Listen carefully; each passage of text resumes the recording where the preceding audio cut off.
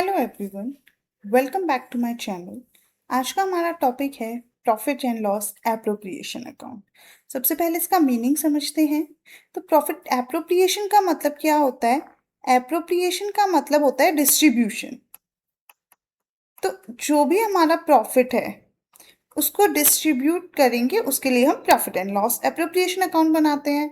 तो ये क्या है? जो हमने पी एंड एल अकाउंट बनाते थे उसका ही एक्सटेंशन है। प्रॉफिट एंड लॉस अकाउंट हमें क्या देता था? हमें नेट प्रॉफिट या नेट लॉस निकाल के देता था।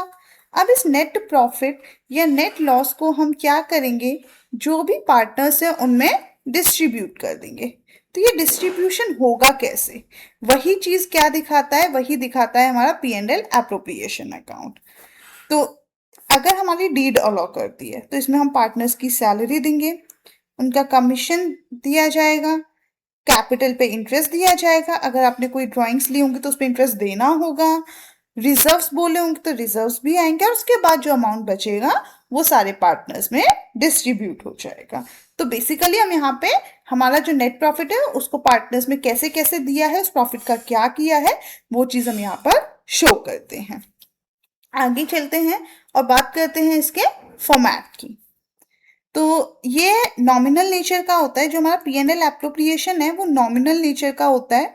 तो नॉमिनल नेचर हमारा क्या कहता है कि डेबिट में क्या आते हैं? हमारे सारे एक्सपेंसेस और लॉसेस, और क्रेडिट में क्या आता है? हमारी सारी इनकम और गेन। तो बिजनेस को क्या क्या खर्चे हो रहे हैं वो सब हम डेबिट साइड दिखाएंगे, और जो इनकम हो रही होगी वो क्रेडिट साइड दिखाएंगे। अब जो हमारा net profit P and L account में था उसको हम सबसे पहले ट्रांसफर करेंगे, क्योंकि वही प्रॉफिट या लॉस हमें यहाँ पर डिस्ट्रीब्यूट करना है। तो अगर नेट प्रॉफिट था तो वो कहाँ आ जाएगा? हमारा क्रेडिट साइड में आ जाएगा, और अगर लॉस था तो डेबिट साइड में आ जाएगा। दोनों में से कोई एक ही अमाउंट हमारी आएगी। आगे पहले बात करते हैं खर्चों की।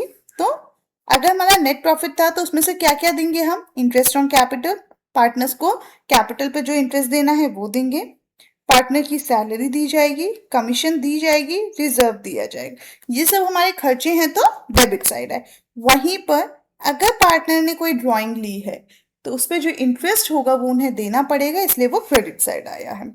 अब इसके बाद जो भी हमारे पास रिमेनिंग अमाउंट होगी वो या तो हमारा प्रॉफिट होगा या हमारा लॉस होगी, जो कि हम ट्रांसफर करते हैं पार्टनर के कैपिटल अकाउंट में। एक क्वेश्चन के थ्रू इसे समझते हैं। जैसे अमित, बाबू और चारू, इन्होंने एक पार्टनरशिप फॉर्म स्टार्ट की और उन्होंने कंट्रीब्यूट किया है 50,000, 40,000 एंड 30,000। और उन्होंने ये एग्री किया है कि वो जो प्रॉफिट है उसको किस रेशियो में शेयर करेंगे? 3:1 में। अमित को सैलरी मिलनी है 1,000 पर मंथ, बाबू को कमीशन मिलेगा 5,000 का, और क्या दिया कि कैपिटल पे इंटरेस्ट भी आपको अलाउ है कितना? 6% के हिसाब से। कुछ ड्राइंग्स हैं, अमित ने 6,000, बाबू की 4,000 और चारू की 2,000। और इन ड्राइंग पे इंटरेस्ट कितना कितना है? 270 है अमित की ड्राइंग पे, 180 है बाबू की ड्राइंग पे, 90 है चारू की ड्राइंग पे। तो हमें क्या बोला है कि नेट प्रॉफिट जो था आपका पीएनएल अकाउंट का वो था 35,660, और हमें एप्रोप्रिएशन अकाउंट बनाना है। चलो तो करते हैं।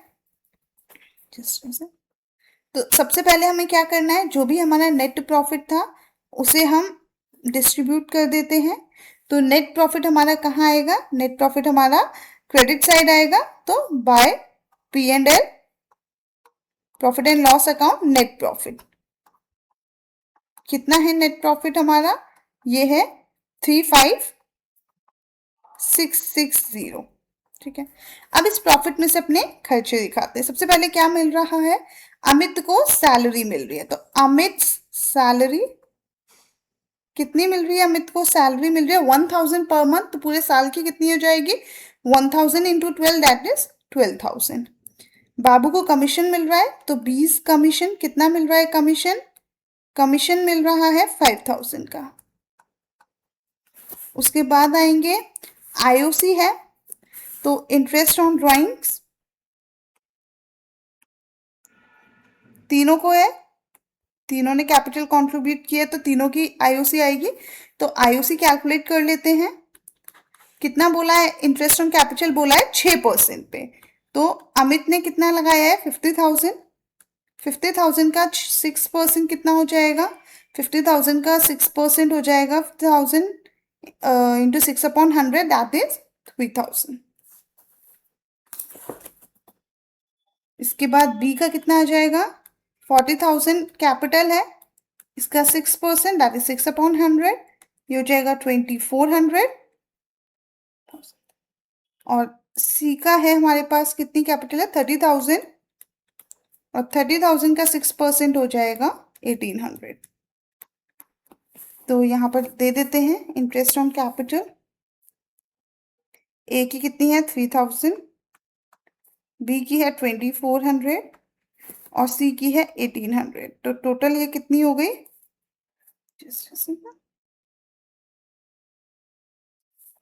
ये हो गई टोटल हमारी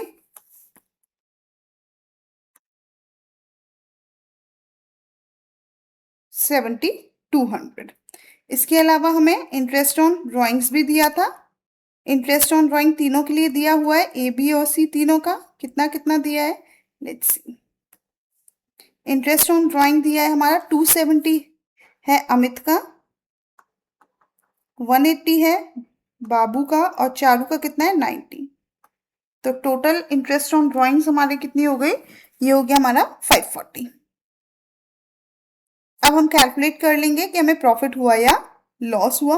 तो क्लियरली हमारी क्रेडिट साइड यहाँ पर ज़्यादा आ रही है, तो क्रेडिट साइड हमारी कितनी हो गई, टोटल करेंगे तो 36,200। यहाँ भी इतना ही लिख देते हैं, 36,200।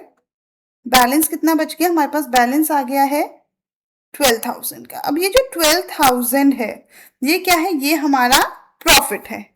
तो to profit transfer to partners capital account.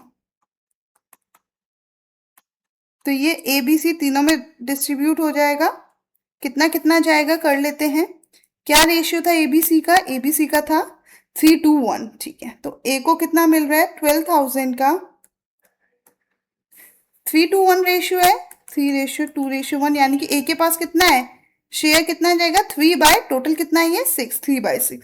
तो ये कितना हो गया 6,000। बी के पास जाएगा 12,000 का 2/6, तो ये हो जाएगा 4,000। और सी के पास जाएगा 12,000 का 1/6, दैट इज ये कितना हो जाएगा 2,000।